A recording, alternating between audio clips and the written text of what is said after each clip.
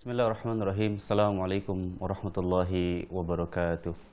Alhamdulillah hamdan katsiran tayyiban mubarakan fi kama yuhibbu rabbuna wa yarda. Wassalatu wassalamu ala nabiyyina Muhammadin wa ala alihi wa ashabihi wa man tabi'ahum bi ihsanin ila yaumiddin, amma ba'd.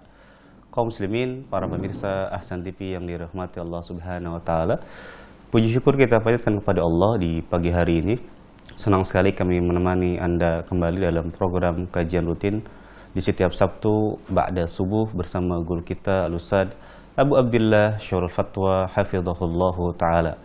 Kaum muslimin, para pemirsa Ahsan TV dimanapun Anda berada, di Sabtu pekan kemarin kita telah menjelaskan di pembahasan kitab terbaru kita, yakni 40 hadis wanita seputar akhlak dan fikih. Alhamdulillah di Sabtu kemarin kita telah memulai perdana dan telah masuk di hadis ke-1 dan di hadis ke-2, membahas tentang bab menetap di dalam rumah. Dan insyaallah taala di Sabtu hari ini kita akan lanjutkan kembali di hadis ke-3 dan insyaallah taala di hadis yang ke-4. Dan kami persilakan bagi Anda para pemirsa Ahsan TV yang memiliki kitab ini 40 hadis wanita yang berwarna merah. Silakan Anda membuka di halaman 41 untuk hadis yang ke-3. Jadi silakan bagi Anda yang memiliki kitab ini silakan dibuka di halaman ke-41. Dan bagi Anda yang belum memiliki kitab tersebut, jadi silakan nanti bisa menghubungi tim marketing Ahsan Store untuk bisa mendapatkan kitab ini, dan insyaallah taala agar Anda juga bisa menyimak dengan baik nanti penjelasan-penjelasan yang disampaikan oleh Ustadz insyaallah ta'ala.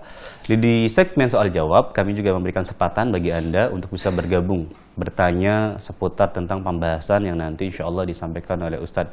Dan mudah-mudahan nanti insyaallah Ustadz bisa menjawab satu persatu pertanyaan-pertanyaan yang disampaikan oleh Anda. Untuk menyingkat waktu, kita sapa terlebih dulu. Assalamualaikum warahmatullahi wabarakatuh. Waalaikumsalam warahmatullahi wabarakatuh. Gimana Ustaz kabar hari ini? Alhamdulillah baik. Insyaallah. Baik para pemirsa, kita akan mulai pembahasan di pagi hari ini. Kami persilakan kepada Ustaz, falyatafaddal mashkuran. Bismillahirrahmanirrahim. Assalamualaikum warahmatullahi wabarakatuh. Innal hamdalillah nahmaduhu wa nasta'inuhu wa nastaghfiruh. Wa na'udzu billahi min syururi anfusina wa min sayyiati a'malina. Man yahdihillahu fala mudilla lahu wa man yudlil fala hadiyalah. Asyhadu an la ilaha illallah wahdahu la syarikalah. Wa asyhadu anna Muhammadan abduhu wa rasuluhu la nabiyya ba'dah. Qala Allah tabaraka wa ta'ala, ya ayyuhalladzina amanu taqullaha haqqa tuqatih wa la tamutunna illa wa antum muslimun.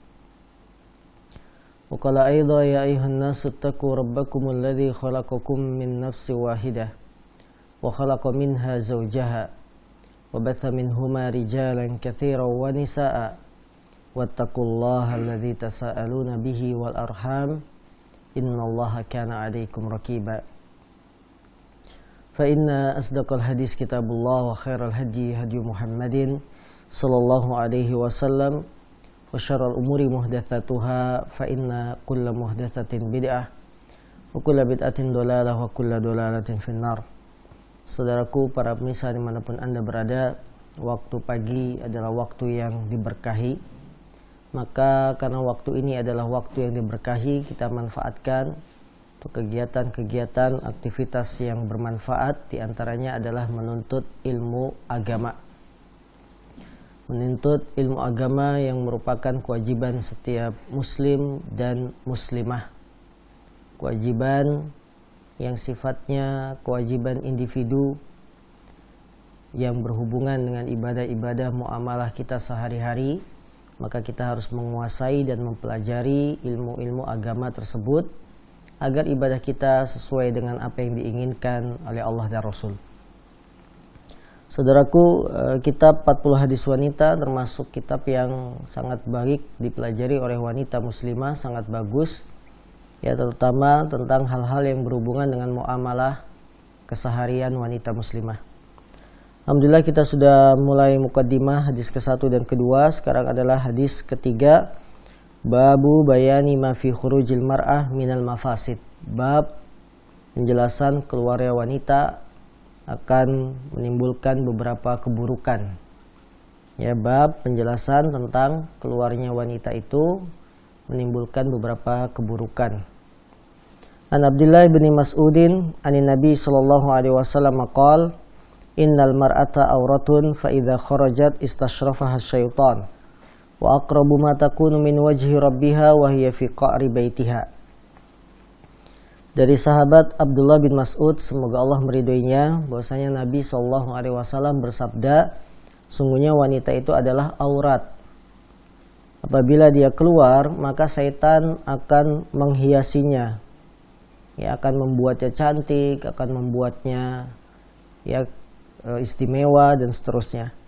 Dan paling dekat wanita terhadap robnya adalah ketika dia berada di dalam rumahnya, ketika berada di bagian rumahnya yang paling dalam. Hadis ini dikeluarkan dari jalan sahabat Abdullah bin Mas'ud. Beliau adalah sahabat mulia yang memiliki beberapa keutamaan.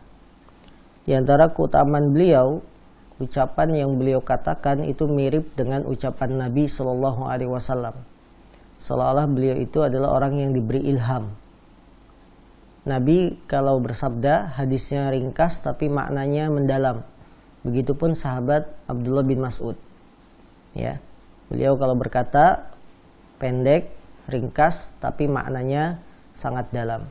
Ya, mirip dengan ucapan Rasul SAW.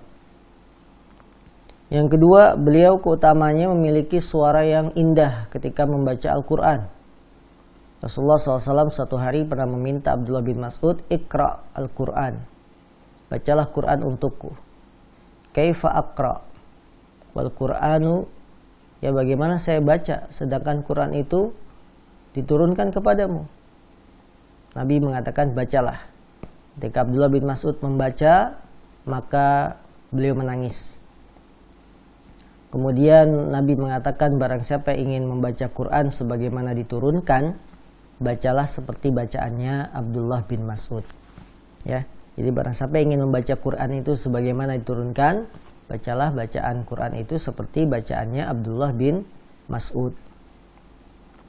Ini yang ketiga. Ya. Yang ketiga, yang tadi dua ya. Pertama, dia adalah apa? Seorang sahabat yang ucapannya mirip ucapan Nabi, kemudian keindahan suara bacaan Qurannya. Dan yang ketiga, beliau adalah sahabat yang telah dikabarkan dengan kabar gembira bahwa betis kakinya itu akan lebih berat dari gunung Uhud saat pada hari kiamat. Ketika nanti di hari kiamat ada timbangan, maka betisnya Abdullah bin Mas'ud lebih berat daripada gunung Uhud. Sebagaimana yang dikabarkan oleh Nabi sendiri. Ketika satu hari Abdullah bin Mas'ud naik pohon, kesingkap betisnya, kelihatan. Kemudian para sahabat tertawa karena kecilnya betis Abdullah bin Mas'ud. Maka Rasulullah mengatakan jangan kalian menertawainya. Karena kecilnya betis Abdullah bin Mas'ud ini lebih berat daripada gunung Uhud. Ya. Maka saudara-saudaraku, ini diantara beberapa keutamaan sahabat yang mulia Abdullah bin Mas'ud. Nabi mengatakan sesungguhnya wanita adalah aurat. Ini merupakan penjelasan tentang wajibnya wanita itu menutupi dirinya. Ya, wajibnya menjaga aurat dari penglihatan orang-orang yang memandangnya. Maksud wanita aurat bukan berarti wanita dilarang keluar, tidak. Tapi wanita itu pada asalnya adalah tertutup dari ujung rambut sampai ujung kaki. Ketika dia keluar, maka dia harus menjaga auratnya ini, jangan sering banyak keluar karena dia adalah aurat. Kemudian Nabi mengatakan dan keadaan wanita yang paling dekat terhadap robnya adalah ketika dia di dalam rumahnya. Karena ketika tinggal di rumah, berada di dalam rumah, dia terjaga dari pandangan-pandangan jahat, pandangan-pandangan buruk yang ingin melihat wanita tersebut. Kalau dia jalan keluar, setan akan menghiasi. Istashrafaha asyaitan. Ketika keluar, maka setan akan membuat pandangan terhadap wanita itu indah, walaupun wanita tersebut misalkan tidak terlalu cantik rupanya. Dijadikan indah supaya orang-orang bisa membuat keburukan kepada wanita tersebut, supaya menggodanya. Ya, ini makna hadis. Apabila wanita keluar, maka setan akan membuatnya indah, membuatnya cantik, jadi menjadi pandangan pusat perhatian orang. Bahasa seperti ini menunjukkan kepada kita agar wanita tidak terlalu keluar rumah, atau ketika keluar rumah dia harus menutupi semua badannya. Karena setan akan berusaha bagaimana memberikan keburukan-keburukan kepada kaum wanita ketika keluar rumah. Maka wanita ketika dia keluar rumah, ada beberapa dampak buruk yang bisa didapatkan. Di antaranya dampaknya ketika wanita keluar akan menyebabkan ikhtilat, campur baur dengan laki-laki. Sebagaimana kita melihat wanita-wanita karir ya, yang mengejar karir dunia. Mereka berjuang pagi-pagi berangkat, naik kereta, desak-desakan. Ya, ini ikhtilat. Bahaya yang pertama adalah campur baur antara wanita dan laki-laki. Kemudian yang kedua, ketika wanita keluar pasti dia akan berbicara dengan laki-laki yang bukan mahramnya. Apalagi seorang diri, dia akan berjalan, menanyakan alamat, atau naik rute kendaraan, naik apa, pasti.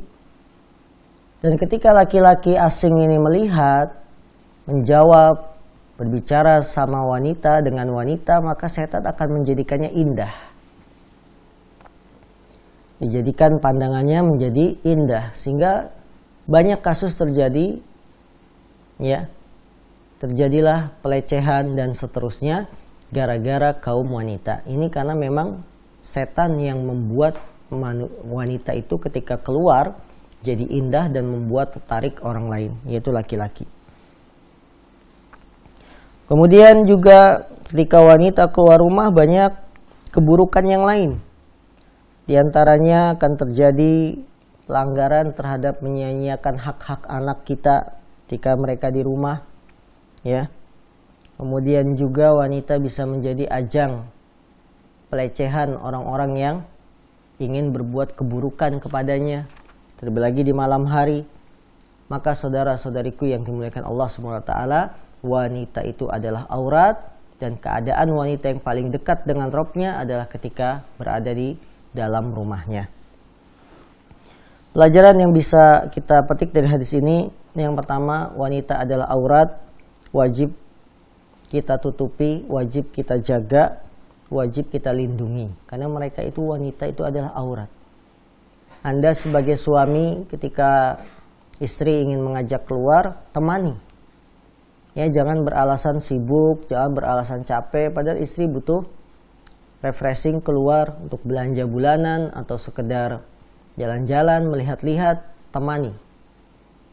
Jangan dibiarkan pergi sendiri karena akan mengakibatkan keburukan-keburukan yang tidak ringan. Ya. Suami harus menemani istrinya ketika keluar rumah. Bagaimana ketika wanita itu belum punya suami? Maka walinya, apakah itu orang tua, ya, yang menemani anak gadisnya keluar kemana tujuannya, ditemani, supaya benar-benar wanita itu auratnya dijaga, kita lindungi dari segala keburukan. Yang kedua, pelajaran yang bisa kita petik dari hadis ini, setan itu adalah musuhnya manusia, yang dia selalu menginginkan untuk menyesatkan manusia. Dia selalu semangat, haris, ya, selalu semangat untuk bisa menyesatkan manusia. Maka kita wajib berhati-hati dari makar setan. Karena setan musuh manusia, dan jangan dijadikan setan itu sebagai teman. Dewasa ini di zaman kita, setan malah dijadikan teman. Ya, dijadikan teman untuk ngambil duit. Dijadikan teman setan untuk meminta pertolongan. minta pertolongan dalam menyihir manusia dengan bantuan setan dan jin. Setan dijadikan teman untuk membantu ilmu kebal dan seterusnya. Setan itu musuh kita. Ibaratnya kalau kita punya musuh, maka kita harus menjauh dan berhati-hati. Ya, musuh orang-orang kafir yang menyerang Islam, kita harus berhati-hati dengan musuh ini. Jangan dijadikan sebagai teman, sebagai pendamping, penolong dan seterusnya. Maka berhati-hatilah wahai sekalian para pemirsa dan kaum mukminin semuanya, berhati-hati dari perangkap-perangkap yang setan akan berikan. Kemudian pelajaran juga yang bisa kita petik dari hadis ini, wanita termasuk media sarana yang digunakan oleh setan untuk menyesatkan wanita, untuk menyesatkan manusia. Jadi wanita itu salah satu sarana perangkap senjata agar menyesatkan manusia.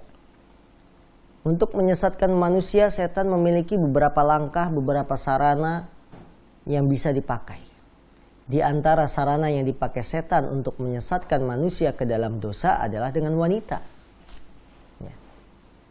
Karena itu Nabi mengatakan kalau wanita keluar, istasrafah syaitan, setan akan menjadikan indah. Berarti wanita itu dijadikan sebagai objek, alat untuk menyesatkan manusia atau membuat orang jatuh dalam dosa. Dan itu waqi', dan itu kenyataan. Betapa banyak wanita zaman sekarang dijadikan sebagai produk iklan kecantikan. Produk iklan sabun, sampo. Yang iklannya harus, namanya iklan sabun, jadi harus mandi. Yang namanya mandi, buka aurat. Dan itu disaksikan semua mata-mata laki-laki kaum muslimin. Ya. Bahkan dalam produk-produk sabun dan lain-lain, dalam bungkusnya ada foto wanitanya. Hanya dengan tidak memakai jilbab, foto wanita, nggak mungkin foto sabun wanitanya pakai jilbab, ya. Nah ini, jadi setan itu punya alat, senjata untuk menjatuhkan manusia dalam dosa, diantaranya dengan wanita. Kala itu iblis yang memiliki singgasana di dasar lautan, dia tiap hari mengirim pasukannya ke dunia, ke daratan. Kemudian salah satu tugasnya adalah memisahkan sepasang suami istri. Memisahkan sepasang suami istri, itu tugasnya. Kalau ada pasukannya iblis yang berhasil, itu dipuji-puji, dielu-elu oleh iblis. Kamu pasukan hebat, prajurit hebat dan seterusnya. Jadi setan ke daratan, dibujuklah istrinya. Ayo kamu ngapain di rumah saja, keluar. Ya. Cari angin. Cari apa lagi? Cari senggolan, ya. Nah itu setan bujukannya. Membujuk istri ketika suaminya bekerja. Istrinya dibujuk keluar rumah. Untuk mainnya kamu gak apa-apa lah kalau cuma main ke mall-mall yang paling dekat. Kan cuma cari angin, cuma cari kesegaran. Ya. Ini setan. Kalau dari pihak istri tidak berhasil, nanti dari pihak suaminya. Setan menggoda suaminya. Lihat rumput tetangga itu lebih hijau. Ya. Seperti itu. Yang akan menyebabkan perceraian, perpisahan antara sepasang suami istri. Karena itu kaum muslimin, wahai kaum wanita, janganlah kita menjadi alat senjata yang dipakai setan untuk menjatuhkan manusia dalam dosa. Setan akan membujuk, untuk apa pakai jilbab? Kamu itu cantik, kamu akan terlihat istimewa, menawan kalau jilbabnya dibuka. Kemudian kamu keluar rumah, buktikan deh, nanti banyak yang memuji kamu. Nah ini, karena sifat wanita senang dipuji, dibujuk-bujuk oleh setan, akhirnya membuka jilbabnya keluar untuk menampakkan kecantikan. Maka saudara-saudariku yang dimuliakan Allah, bekalilah diri kita, wahai wanita muslimah, dengan ilmu agama yang bisa membentengi bujuk rayu setan, yang bisa menepis makar-makar setan untuk menjadikan wanita sebagai alat menjatuhkan manusia dalam dosa. Pelajaran juga yang bisa kita petik dari hadis ini, menetapnya wanita di dalam rumah akan menghancurkan langkah-langkah dan propaganda setan. Jadi kalau wanita menetap di dalam rumah, ini menghapus rencana-rencana jahat yang dilakukan oleh setan. Setan kan sudah punya rencana A, B, C, D. Tapi ternyata kita berpegang dengan ilmu agama, udah saya di rumah saja, kalau tidak ada hajat mendesak saya tidak keluar. Ataupun kalau keluar saya bersama suami. Ini akan menghancurkan langkah-langkah setan yang sudah dipersiapkan. Ya. Yang tadinya kalau wanita ini berhasil dibujuk keluar rumah akan dihiasi indah, ya, akan dijadikan seperti orang yang istimewa. Tapi karena si wanita memilih menetap di rumah, rencana setan buyar, gagal total.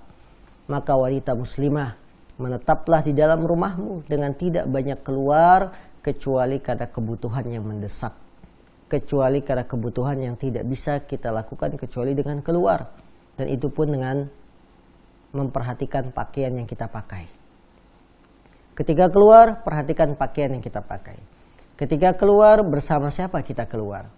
Ya, maka ini harus diperhatikan oleh wanita muslimah. Dan ini akan menghancurkan, membuat rencana setan, langkah-langkahnya menjadi gagal kalau kita tetap di dalam rumah. Pelajaran juga bisa kita petik dari hadis ini. Wanita apabila keluar dari rumah akan menghilangkan penjagaan yang membuat dia terjaga dari godaan setan. Ya. Jadi kalau wanita keluar dari rumah maka penjagaannya sudah lepas. Tapi kalau selama di dalam rumah dia akan semakin dekat dengan Allah Subhanahu wa taala. Karena yang namanya di rumah kan tidak kelihatan. Dia bisa lakukan kegiatan, baca Quran, sholatnya di rumah, sholat sunnah di rumah. Ini akan lebih dekat dengan Allah. Tapi kalau di luar rumah, kadang-kadang kalau kita main ya wanita sendirian ke mall, tidak ada yang mengingatkan waktu sholat, ya ini lebih dekat dengan setan, bukan lebih dekat dengan Allah. Wanita itu dekat dengan Allahnya kalau di rumah. Apalagi kalau dia di pasar, di pasar itu tempat yang paling buruk, banyak penipuan, banyak lain-lain. Ya, wanita-wanita yang suka belanja kemana, misalkan Tanah Abang, lupa dia dengan waktu sholat, lupa dengan ajaran agama. Apalagi berangkatnya sendirian. Nah ini perlu diperhatikan. Bahwa wanita ketika keluar rumah, penjagaannya sudah lepas. Tapi selama di dalam rumah, dia akan semakin dekat dengan Allah Subhanahu wa ta'ala. Kemudian yang berikutnya, pelajaran bisa kita petik dari hadis ini, menetapnya wanita di dalam rumah akan lebih dekat kepada Allah Subhanahu wa ta'ala. Jadi kalau kita menetap dalam rumah, kita lebih dekat. Jadikan hal ini sebagai pegangan bagi seluruh wanita muslimah. Bahwa selama kita di dalam rumah, kita dalam penjagaan Allah. Kita akan lebih dekat kepada Allah SWT. Lebih lagi ketika suami tidak ada, yang Allah memberitakan bahwa wanita yang sholihat di antara cirinya adalah qanitatun hafizatun lil ghaibi. Qanitat, wanita soleh itu adalah yang taat, yang hafizat, yang menjaga dirinya ketika suaminya tidak ada di rumah. Jadi seorang wanita yang soleha, dia menjaga dirinya ketika suaminya tidak ada di rumah. Dia tidak memasukkan laki-laki yang suaminya benci. Ya, apabila ada laki-laki masuk, dia tidak keluar rumah yang membuat suaminya benci. Itulah wanita ketika di dalam rumah, itu yang disebut wanita solehah, yang bisa menjaga dirinya ketika suaminya tidak ada. Maka saudariku yang dimuliakan Allah Subhanahu wa taala, kembalilah ke jalan Rabbmu, kembalilah ke jalan yang diridhai oleh Allah Subhanahu wa taala dengan banyak menetap di rumah, tidak sering keluar rumah. Kemudian pelajaran juga yang bisa kita petik dari hadis ini, penetapan tentang sifat wajah bagi Allah Subhanahu wa taala. Allah memiliki wajah, tapi ingat tidak dibayangkan bagaimananya, tidak disamakan dengan makhluknya, dan seterusnya. Pelajaran juga dari hadis ini, wajibnya wanita menutup wajah dan seluruh badannya ketika keluar rumah. Karena Rasul mengatakan sungguhnya wanita itu aurat, maka dia tutupi auratnya. Masalah tentang wajah memang ada perselisihan di antara ulama. Ada yang mengatakan wajib, ada yang mengatakan sunnah. Terlepas dari perselisihan ini, maka di zaman seperti kita sekarang, hendaklah wanita-wanita muslimah menutup wajahnya demi menutup pintu fitnah. Apalagi sekarang dengan pandemi, ya, menunjukkan keagungan wanita-wanita yang bercadar. Karena ternyata dengan pandemi ini membuat orang itu sadar bahwa menutup wajah itu ada manfaatnya. Selain menjalankan perintah agama, manfaatnya juga mencegah penularan virus, bakteri yang jahat, dan seterusnya. Maka wanita muslimah di zaman kita sekarang banyak laki-laki yang tidak baik, menjadikan kita harus menutup wajah-wajah kita agar tidak membuat fitnah bagi orang lain. Hadis kedua, babun la takhrujul mar'atu min baitiha illa bi'idni zawjiha fa illam ya'dhan lam yajuz al-khuruj. Bab wanita tidak boleh keluar rumah kecuali dengan izin suaminya. Apabila suaminya tidak memberi izin, maka tidak boleh dia keluar rumah. An Ibni Umar radhiyallahu taala anhuma qala kanat imra'atun li Umar tashhadu salata subhi wal isya'i fil jama'ati fil masjid. Fakila laha lima takhrujina wa qad ta'lamina anna Umar yakrahu dhalika wa yaghar. Qalat wa ma yamna'uhu an yanhani? Qala yamna'uhu qawlu Rasulillah sallallahu alaihi wasallam la tamna'u ima Allahi masajidallah. Dari sahabat Ibnu Umar, semoga Allah meridhoi keduanya, dia berkata, adalah istri Umar ikut melaksanakan sholat subuh dan isya berjamaah di masjid. Jadi istrinya Umar itu ikut melaksanakan sholat subuh dan isya berjamaah di masjid. Maka dikatakan kepada istrinya Umar ini, kenapa kamu keluar ikut sholat, padahal kamu telah mengetahui Umar itu tidak suka dan dia itu orangnya pecemburu, ya. Wayaghar, dia itu cemburuan orangnya. Kenapa kamu tetap melakukan? Padahal kamu sudah tahu kalau keluar Umar itu nggak suka dan Umar itu cemburu. Maka istrinya ini menjawab, apa yang menghalanginya untuk tidak melarangku? Jadi kenapa dia tidak melarang saya? Tidak melarang saya. Apa yang menghalangi dia untuk melarang saya? Kok saya tidak dilarang malah dibiarkan? Maka rawi mengatakan, Ibnu Umar menjawab, yang mencegahnya untuk melarang kamu, dia adalah hadis Rasul SAW, ucapan Nabi, ucapan Rasulullah SAW, jangan kamu larang wanita-wanita untuk pergi ke masjid-masjid Allah. Ima Allah itu wanita. Jadi yang membuat Umar tidak melarang istrinya untuk pergi adalah hadis Rasul. Bahwa Umar ingat hadis Rasul yang berbunyi, jangan kamu larang wanita-wanita untuk pergi ke masjid. Hadis yang mulia ini menunjukkan kepada kita masih ada hubungan dengan bab menetap di dalam rumah. Yaitu hendaknya wanita itu tidak keluar rumah dari rumah suaminya kecuali dengan izin suami. Kalau suami tidak mengizinkan, maka tidak boleh keluar. Kisahnya adalah istri dari Umar bin Khattab yang ikut melaksanakan sholat berjamaah.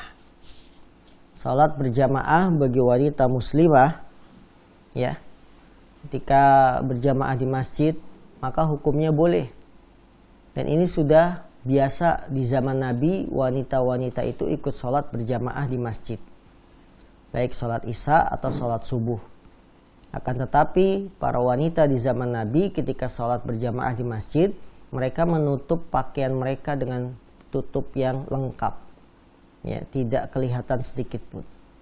Sampai para sahabat ketika melihat wanita-wanita itu ikut sholat subuh bersama Nabi di masjid, kemudian bubar, kata para sahabat, kami tidak mengenali seorang pun siapa saja yang datang tadi ke masjid.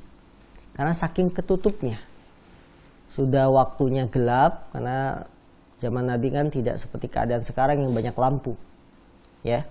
Sudah keadaannya gelap, mereka pakai pakaiannya yang menutup, maka para sahabat menjawab, sampai kami tidak mengenali seorang pun di antara mereka. Siapa yang datang itu kami nggak kenal, siapa saja.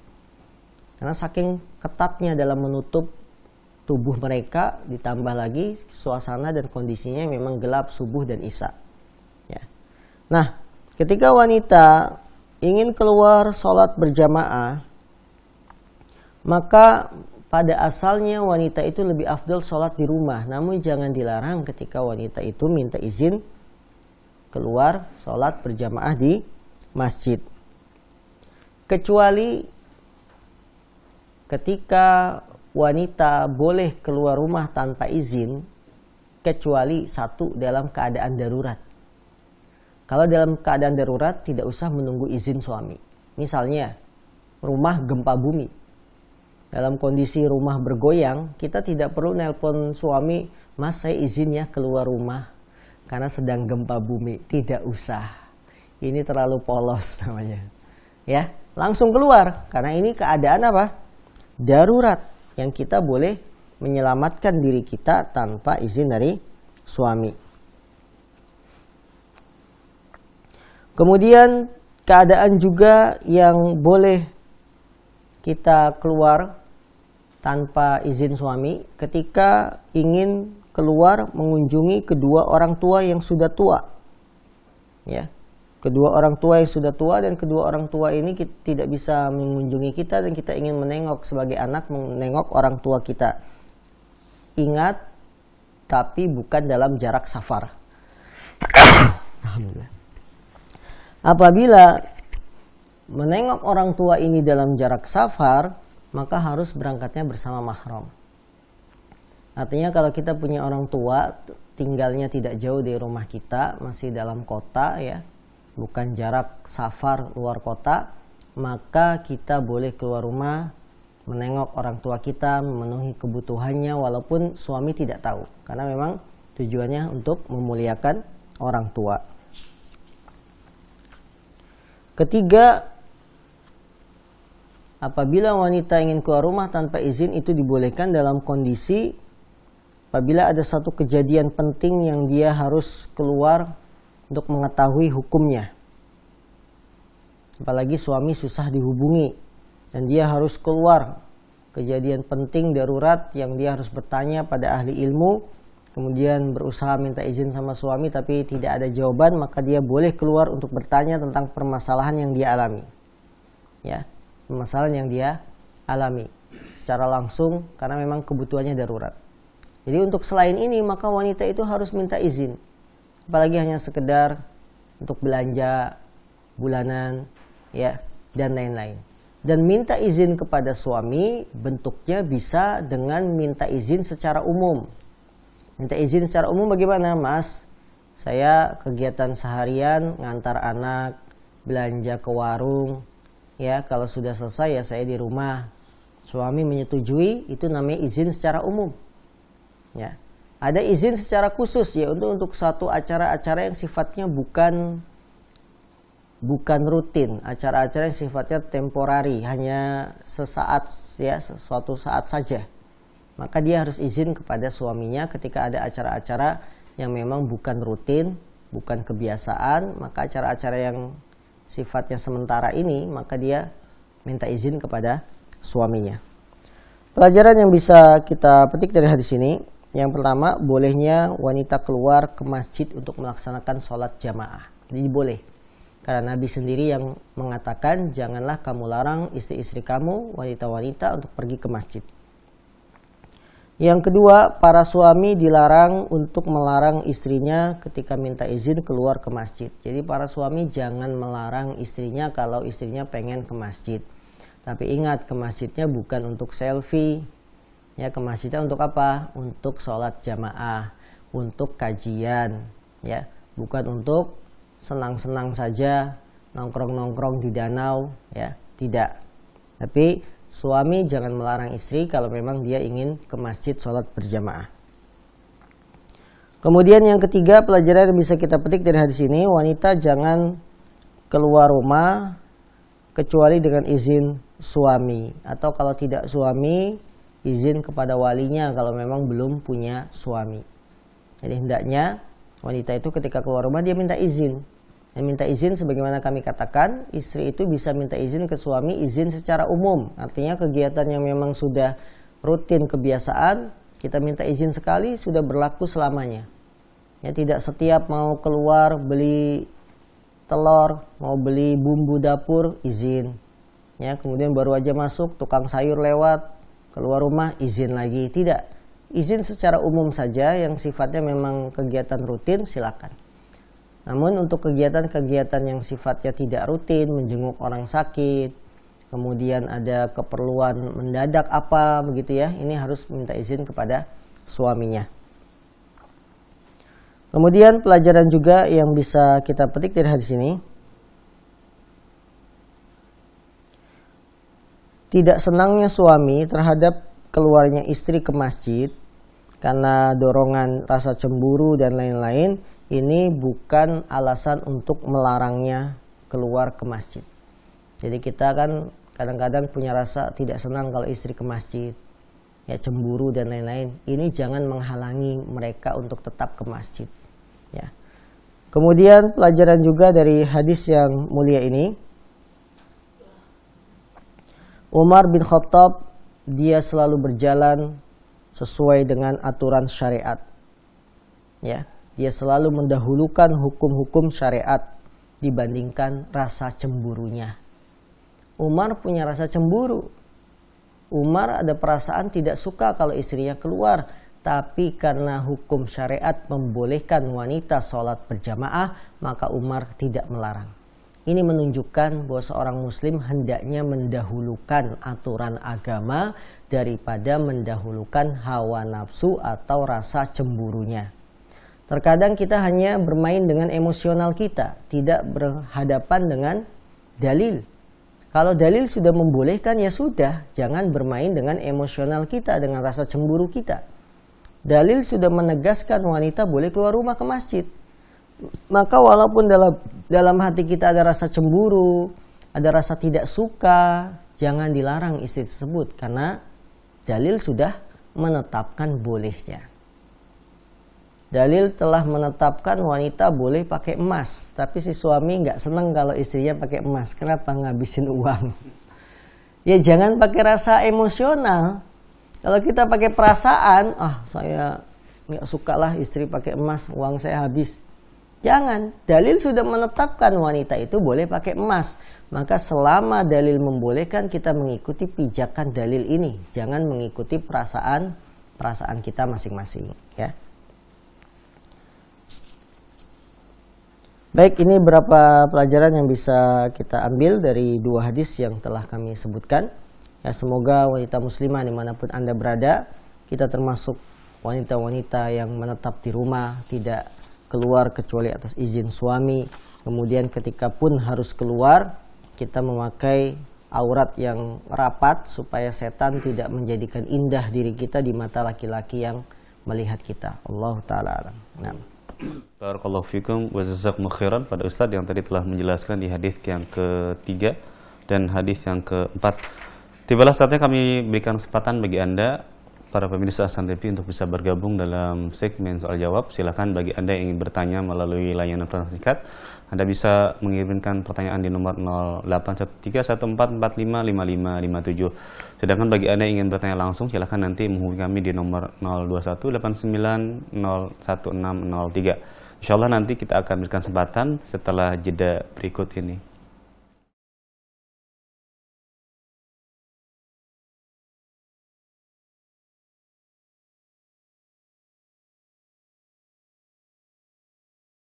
Baik para pemirsa yang dirahmati Allah Subhanahu wa taala, tibalah saatnya kami berikan kesempatan bagi Anda yang ingin bertanya langsung pada Ustadz. Kami persilakan bisa menghubungi kami nanti di nomor di bawah ini. Sambil kita menunggu penelpon dari pemirsa ya, kita akan bacakan beberapa pertanyaan melalui WhatsApp yang sudah masuk. Kita akan bacakan pertama dari Ummu Justin di Sarang, Ustadz. Assalamualaikum warahmatullahi wabarakatuh. Ustadz, bagaimana dengan kegiatan sehari-hari yang biasa dilakukan, seperti pergi untuk membeli makanan atau belanja keperluan sehari-hari, keluar tanpa izin lagi dengan suami, dan suami tahu biasa keluar untuk keperluan seperti itu. Apakah hal itu diperbolehkan, Ustadz? Mohon penjelasannya. Jazakumullah khairan. Baik, saudariku yang dimuliakan Allah SWT, sebagaimana sudah kami jelaskan, bahwa izin kepada suami itu bisa dalam dua bentuk. Pertama, izin secara umum, ya, yang tidak perlu diulang-ulang lagi dalam setiap kita keluar rumah. Izin secara umum maksudnya suami kan sudah mengetahui kegiatan kita sehari-hari. Kalau pagi jam 7 nganter anak, biasanya habis nganter anak mampir ke warung sayuran, belanja kebutuhan harian, kemudian pulang ke rumah masak dan lain-lain, nanti jam 1 jemput anak. Suami sudah tahu ini, maka tidak perlu diulang-ulang lagi izinnya setiap kali kita akan menjemput anak. Tidak perlu izin lagi setiap ingin mengantar anak, karena suami sudah tahu. Jadi tidak perlu izin di setiap kita keluar kalau memang itu sifatnya kegiatan harian, kegiatan yang rutin yang memang suami juga sudah tahu. Jadi tidak mengapa dalam hal ini, tidak ada dosa. Nah, baik, jazakumullah khairan atas penjelasan Ustaz. Kita bacakan berikutnya pertanyaan dari hamba Allah di Cikarang. Assalamualaikum warahmatullahi wabarakatuh. Ustaz, mohon penjelasannya terkait dengan batasan aurat bagi seorang wanita. Karena kita dapati ada beberapa wanita yang menggunakan kerudung pakaian syar'i tetapi tidak menggunakan kaos kaki. Pertanyaan kedua, Ustaz, adakah pakaian warna khusus yang dianjurkan untuk wanita dan adakah yang dilarang bagi wanita? Mohon penjelasan, Ustaz. Jazakumullahu khairan. baik wanita muslimah yang dimuliakan Allah, pertanyaan pertama, adakah warna khusus gitu ya? Yang pertama apa tadi? Sebelum aurat bagi wanita, batasannya apa saja? Karena kami dapati katanya sebagian wanita muslimah pakai pakaian syar'i tapi tidak pakai kaos kaki. Aurat wanita, para ulama telah sepakat bahwa wanita itu dari ujung rambut sampai ujung kaki itu harus ditutupi, ya, kecuali wajah dan telapak tangan. Ya, wajah dan telapak tangan. Ini kesepakatan para ulama, ya, bahwa jumhur mayoritas ulama mengatakan seluruh badan wanita aurat kecuali wajah dan telapak tangan. Sebagian lain mengatakan wajah pun termasuk aurat, jadi harus ditutupi. Nah, bagaimana dengan kaki tidak pakai kaos kaki? Sebenarnya bukan perkara tidak pakai kaos kaki. Selama kakinya itu bisa ditutupi dengan pakaiannya sudah aman. Ya, dan dia bisa menjaga kakinya itu tidak kelihatan, itu sudah aman. Kalau memang wanita tersebut bisa memastikan pakaiannya itu panjang, menutupi kaki, tidak pakai kaos kaki, tidak ada masalah. Seperti misalkan kita sholat di rumah memakai apa? Mukena, rukuh, ya. Kadang wanita ketika sholat di rumah tidak pakai kaos kaki, tapi rukuhnya itu bisa dipastikan menyapu lantai sehingga menutupi kaki. Ya jarang ya wanita kalau sholat di rumah pakai kaos kaki, kan enggak. Karena dia bisa memastikan mukenanya itu panjang menyentuh lantai, kaki saya tidak akan kelihatan. Jadi kalau Anda dalam kehidupan sehari-hari keluar rumah pakai bajunya panjang bisa menutupi kaki, tidak ada masalah tidak pakai kaos kaki, tapi pastikan pakaian kita panjang, pastikan kaki kita aman tidak kelihatan. Itu ya. Jadi perkaranya bukan hanya kaos kaki atau tidak kaos kaki. Jadi wanita menutup auratnya batasannya dari ujung rambut, ujung kepala sampai ujung kaki itu harus ditutup kecuali wajah dan telapak tangan. Nah, yang kedua, warna khusus pakaian wanita. Adakah anjuran warna khusus? Wanita para sahabat di zaman Nabi SAW mereka senang memakai yang hitam, ya, sampai diceritakan seperti burung-burung gagak. Berarti kan mereka berwarna hitam. Tapi bukan berarti larangan warna yang lain, karena Aisyah juga pernah memakai baju bukan berwarna hitam. Jadi selain hitam itu dibolehkan, ya, itu dibolehkan. Warna yang dilarang apa? Yang dilarang itu adalah yang baju yang muasfar. Muasfar itu yang dicelup sehingga menimbulkan warnanya itu ke kuning-kuningan, jingga, yang sampai ke merah-merahan.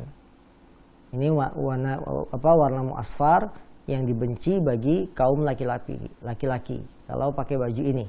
Tapi kaum wanita tidak dibenci. Jadi tidak ada larangan khusus terhadap baju pakaian wanita warnanya ini nggak boleh, ya, tidak ada. Yang ada larangannya justru yang mencolok, yang kelihatan berbeda dengan pakaian umumnya manusia. Memakai baju yang berbeda yang dipakai oleh umumnya wanita. Nah, itu yang dilarang. Ini disebut dengan pakaian yang disebut pakaian syuhrah, untuk mencari ketenaran, Sehingga kalau kita pakai, semua orang matanya pasti akan menengok melihat kita. Ini yang dilarang. Ya, nah, Allah.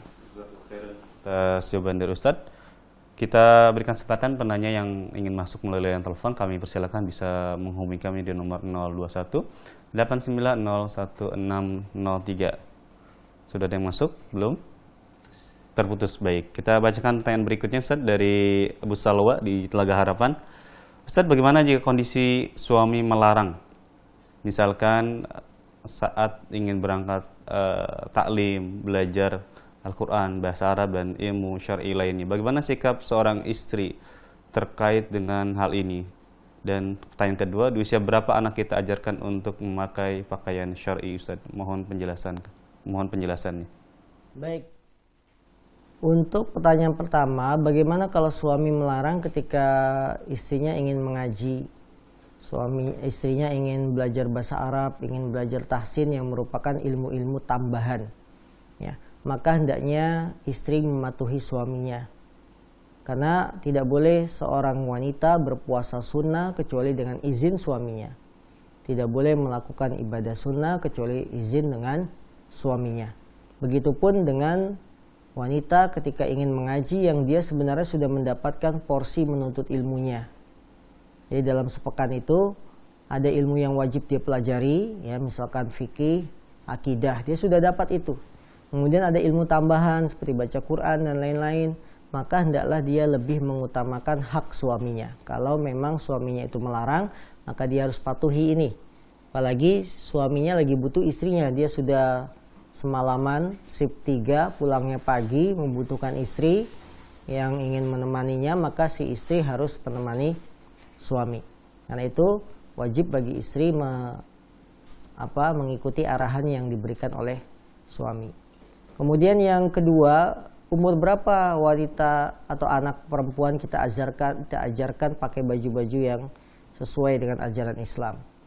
Hendaknya anak itu dari kecil sudah dibiasakan, walaupun tidak diketat. Ya, kita berikan sudah dibiasakan, tapi tidak terlalu ketat. Dia kalau keluar rumah harus menutup aurat, misalkan. Ya, walaupun masih pakai legging, kemudian atasnya jilbab, kita biarkan dulu, karena dia biar paham dulu, supaya wanita itu menutup aurat ketika keluar rumah. Nanti ketika mendekati usia balik, baru disampaikan. Usia sudah 10 tahun anak perempuan kita sampaikan bahwa pakaian wanita itu harus yang lebar, pakaian wanita itu menutup aurat, ya, pakaian wanita itu auratnya batasannya ini sampai ini. Itu usia menjelang balik, ya, kurang lebih setahun menjelang balik dia sudah siap, karena masa kecilnya juga dia sudah biasa keluar rumah pakai jilbab, pakai sesuatu yang menutup aurat, walaupun masih bentuknya ketat, pakai legging, pakai kaos gitu ya. Itu dibiarkan saja karena dia belum balik. Tapi nanti ketika sudah menjelang balik harus diberitahu apa pakaian yang sesuai syariat agama. Nah, baik, jazakallahu khairan atas jawaban dari Ustaz dari pertanyaan dari Abu Salwa di Telaga Harapan. Kami berikan kesempatan kembali bagi telepon yang ingin masuk di nomor 02189011603. Baik, kita bacakan pertanyaan berikutnya Ustaz. Assalamualaikum warahmatullahi wabarakatuh. Ustaz, izin bertanya, saya masih mahasiswa. Jika saya ingin mengikuti organisasi, otomatis sering keluar rumah Ustaz, karena mengikuti banyak kegiatan. Bagaimana Ustaz terkait dengan hal itu? Mohon saran dari Ustaz, apakah saya tetap di rumah? Terima kasih Ustaz, mohon penjelasannya. Baik, berarti mahasiswanya ini mahasiswi ya? Mahasiswi. Dia wanita tapi masih kuliah. Iya. Dan banyak mengikuti organisasi. Ketahuilah wanita muslimah, hendaklah Anda mengurangi kegiatan untuk mengikuti organisasi-organisasi, apalagi kalau sudah menabrak aturan agama.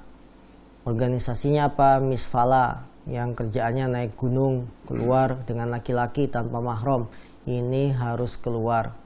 Ya, karena tidak boleh kita ikut organisasi naik gunung pendaki sampai luar kota, sampai Malang, sampai ini jalan-jalan ya. Walaupun sesama wanita, ini nggak boleh. Ini termasuk safar dan melanggar aturan agama bahwa wanita ketika safar harus bersama mahram. Organisasi apa lagi? Misalnya organisasi yang membuat kita sering demo. Nah, demo ini, demo itu, ya, kecuali demo masak boleh. Tapi kalau demo di depan DPR, depan ini, nuntut ini, Anda harus keluar karena Anda mahasiswi yang berpegang dengan agama, bukan berpegang dengan kebiasaan umumnya mahasiswa. Jadi yang kita agungkan adalah aturan agama. Kita pilih organisasi-organisasi yang membuat iman kita naik, yang membuat kita tidak melanggar aturan agama, itu yang kita pilih. Jangan semua organisasi diikuti. Akan menyebabkan kita banyak keluar rumah, keluar kota, dan lain-lain. Ini telah menghilangkan sifat asli wanita yang seharusnya menetap di dalam rumah. Nah, baik, khairan Ustaz, dari jawabannya kita bacakan pertanyaan terakhir Ustaz di kesempatan pagi hari ini. Assalamualaikum warahmatullahi wabarakatuh. Ustaz izin bertanya, apakah boleh jika seorang wanita keluar rumah demi memenuhi permintaan orang tua, misalkan pergi keluar rumah membeli sesuatu?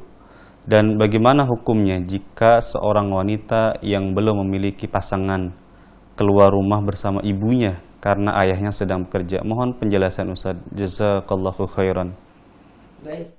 Wanita keluar rumah demi memenuhi kebutuhan orang tuanya, hukumnya dibolehkan selama keluar rumahnya itu tidak melebihi batas safar, masih dalam jarak bukan safar, bukan pergi jauh. Jadi kita keluar karena orang tua kita dekat, ditelepon, nak tolong belikan buah ini, ibu pengen makan buah itu. Kita keluar belikan buah di warung buah, kemudian kita ke rumah orang tua, kita sampaikan, ya bincang-bincang sedikit, kemudian kita pulang. Itu dibolehkan, ya karena demi menghormati orang tua kita. Walaupun suami tidak tahu, walaupun kita tidak minta izin pada suami. Selama ingat bukan jarak safar. Tapi kalau orang tua minta nak pulang, orang tuanya di mana? Di Surabaya. Sementara anaknya di Jakarta, di Bekasi. Maka ini harus izin kepada suami, harus didampingi mahram, tidak dia pergi begitu saja. Ya kalau pergi begitu saja tanpa memberitahu suami, maka termasuk wanita-wanita yang durhaka kepada suaminya. Ya. Kemudian bagaimana dengan wanita yang belum punya pasangan, belum menikah, dia keluar bersama ibunya? Boleh, tapi ingat dalam batas bukan safar. Kalau sudah safar, pergi jauh, maka harus bersama mahram. Kalau hanya berangkat dengan ibu ke warung, biasanya kan anak perempuan ini diajak sama ibunya ya. Yuk kita lihat baju-baju di sana, di toko itu. Masih dalam kota, masih bukan jarak safar. Maka dibolehkan, tidak ada masalah dia keluar dengan ibunya kalau bukan jarak safar. Tapi kalau sudah jarak safar, sudah pergi jauh luar kota, maka anak perempuan ini harus berangkat bersama mahram. Dan mahramnya wanita adalah laki-laki yang sudah balik, bukan sesama wanita. Nah, baik, jazakallahu khairan atas jawaban tadi Ustaz. Bagi pertanyaan terakhir di kesempatan pagi hari ini ada ikhtitam Ustaz, cukup. Baik, jazakallahu khairan. Kami ucapkan bagi para pemirsa Ahsan TV yang tadi telah mengirimkan pertanyaan di kesempatan pagi hari ini, dan tak lupa juga kami ucapkan jazakumullah khairan kepada Ustadz yang telah memberikan faedah ilmu kepada kita semua di pagi hari ini, telah membahas hadis ketiga dan hadis keempat dari kitab 40 hadis terkait dengan wanita. Mudah-mudahan apa yang disampaikan oleh Ustadz bisa kita pahami dan bisa kita amalkan dalam kehidupan sehari-hari. Kita mohon kepada Allah agar ilmu kita bisa manfaat dan diamalkan. Baik para pemirsa yang dirahmati Allah Subhanahu wa taala, inilah akhir perjumpaan kita dalam kajian rutin di kesempatan pagi hari ini. Kami atas nama kru yang bertugas mohon undur diri dan mohon maaf jika ada kekurangan. Kita tutup dengan doa kafaratul majlis. Subhanakallahumma wa bihamdika asyhadu an la ilaha illa anta astaghfiruka wa atubu ilaik. Assalamualaikum warahmatullahi wabarakatuh.